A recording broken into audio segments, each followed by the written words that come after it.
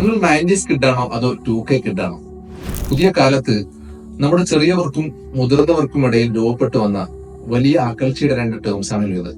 മുതിർന്നവർ ചെറിയ കുട്ടികളെ 2K കിഡ്സ് എന്ന് പറഞ്ഞ് ആക്ഷേപിക്കുന്നു. കുട്ടികൾ മുതിർന്നവരെ തന്ത വൈബ് പറഞ്ഞ് പരിഹസിക്കുന്നു.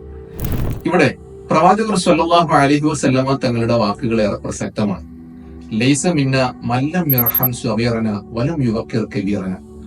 ചെറിയവരോട് കാരുണ്യത്തോടെ പെരുമാറാതിരിക്കുന്നതും മുതിർന്നവരെ ആദരിക്കാതിരിക്കുന്നതും യഥാർത്ഥ വിശ്വാസിയുടെ സംസ്കാരത്തിൽ പെട്ടതല്ല.